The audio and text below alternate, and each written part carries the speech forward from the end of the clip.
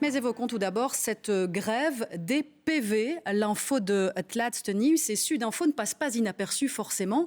Les syndicats de police demandent donc aux agents de laisser tomber les procès-verbaux pendant un mois. Alors Guillaume Wall, vous allez nous donner plus d'explications. En fait, c'est une manière de protester contre le gouvernement et ses promesses non tenues. Exactement, car les policiers demandent depuis des mois, voire des années, une revalorisation salariale. Le gouvernement leur avait promise, puis elle leur a été retirée lors du dernier conclave budgétaire. Cette fois-ci, les syndicats policiers se vengent en s'attaquant à l'argent qui découle des amendes routières. Et lors de ces périodes de fin d'année, il y en a généralement beaucoup. On parle de 500 millions d'euros perçus par l'État à ces périodes-ci.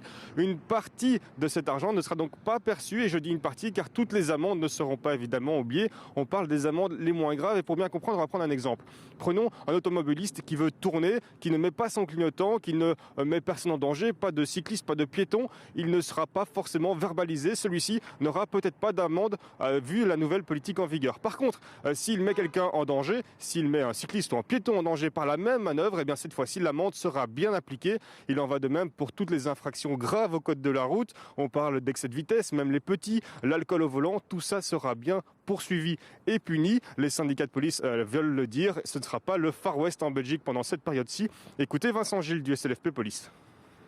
On va effectivement faire notre travail, mais en conservant ou en utilisant plus souvent notre possibilité d'évaluation pour certaines infractions dans certains contextes, à savoir qu'on n'est pas obligé toujours de verbaliser. Cette dernière période de l'année est la période la plus productive en termes d'amendes routières et d'alimentation du fonds des amendes.